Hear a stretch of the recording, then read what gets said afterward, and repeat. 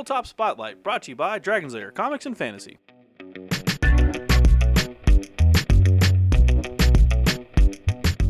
Hey everybody, I'm AdamHarry from Belle Lost Souls with Michael from Dragon's Lair Comics and Fantasy. We're back again with another Tabletop Spotlight. What is this fancy book you have today? Well, as you can see, this is the new Advanced Races Compendium for Pathfinder. Yeah, it's published by Kobold Press. I wanted to bring it by and show you all the cool new options you can use in your Pathfinder games. Awesome, so we're talking new monsters, new races to play? Mostly new playable races, yeah. There's a lot of cool stuff that we can show when we pop open the book, and so, you know, if you're interested in sort of a weirder character, it might be the book for you. Awesome, well let's take a look inside this book.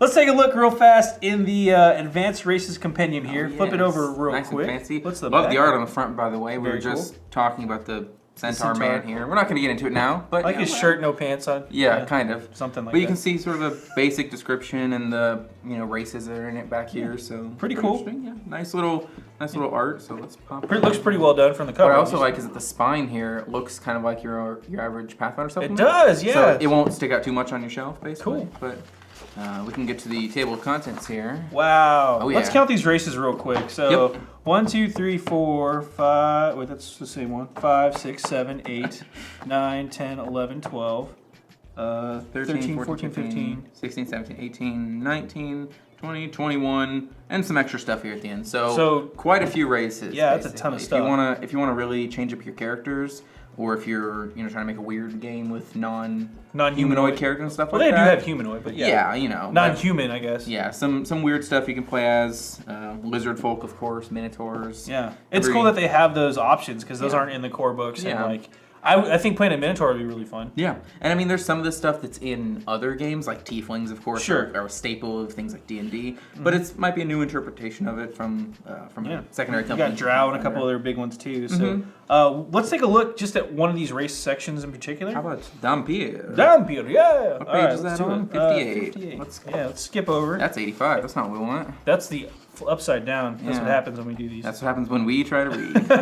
There's the Dampier section. All Again, right. the really nice art here that I'm enjoying quite a bit. Yeah, so like each one of these races has one of these fancy Nice little kind full of art. Yeah. Little page there. And then there's some background about the actual race. So looks like. your average sort of stuff, the physical descriptions, the society, and the relations to other races, Cool. and then you get into the actual stat blocks and things like that. Okay. So this is all direct correlation over to Pathfinder. Yeah, Just- translates perfectly into Pathfinder. If you're a big PF fan, I mean it'll work just fine for you. Cool. So you've got all the stats and everything you need to play. There's even sections for names, adventurers. And I mean, of course, they break down all your numerical stats, but then also your abilities and racial powers and things like that. So like each one of these races will have its own racial abilities, racial powers. And you can sort of see down here, even in each of these races, they have alternate options. Okay. So we say it's 21 plus some extra, but it's more than that because you can play different variants on them. So it's really interesting. Wow. So yeah, this is a ton of extra options to keep going. Yeah, I mean, you got plenty of different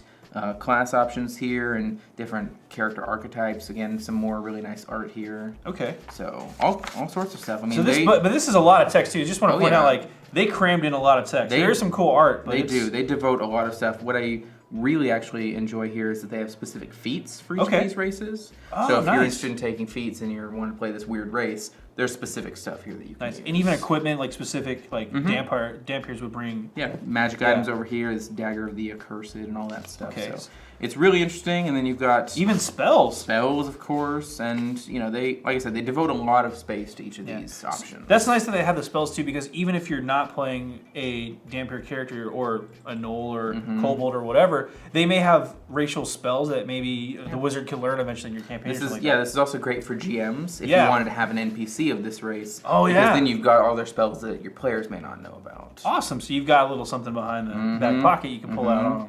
Very cool. Oh yes. Anything else we want to look at? So that's pretty much one whole section. Yeah, and it just keeps going. They have all sorts of different options.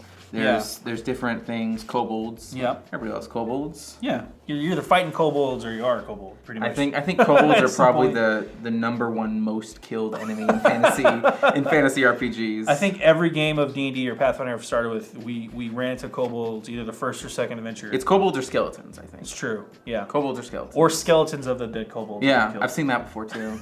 They're in the sewers. It happens every Is that time. an option in here? Maybe skeleton with kobolds? Yeah. That'd be, watch us turn to it and it's right there. Oh my god, how'd they know? But let's flip back real fast. Yeah. Again, there's the centaurs. We're not going to talk about the fact that he's wearing a shirt. He's wearing a shirt and no horse pants. We're not going to get into that. But it's just, there's a ton of stuff. Oh, yeah. Again, all of these races that you can get into. Like I said, I'm pretty interested in the Minotaur section. The Dampiers were really cool. I mean, there's just a lot of ways to play. I do love gnolls. I was just mentioning to you earlier. Gnolls, I think, are one of my favorite races for villains, but being able to play as one is really cool too. So awesome. Yeah. Well, that's pretty much it. Let's hop out for a really fast recap. So that is a ton of races in this book. There's 21 races. Yep. And then another 4 or 5 extra, like where some extra little things you can play as, but the main part of it's the 21 new races. Well, new sort of in quotes, but you know, it's new sort of interpretations of them, which is really cool. And there's some stuff that you don't really see very often. Like you know, lizard folk and stuff like that. Yeah. So I love the Sahagwin. That's one of my favorite. Yeah. The menfish. They're not really fishmen. Do you worship sharks too? Maybe. Yeah. Is there blood in the water? No. You never know. Anyway, that's the Advanced Races Compendium. Yeah, that's from Kobold Press. It's going to be $49.99 for everyone out there if you want to pick that up. And it's in stores right now. It's available right now. So go check it out. I'm AdamHarry from Bell Lost Souls. And I'm Michael from Dragon's Lair Comics and Fantasy. Thanks again for watching. Have a good one. Tabletop Spotlight brought to you by Dragon's Lair Comics and Fantasy. Thanks for watching.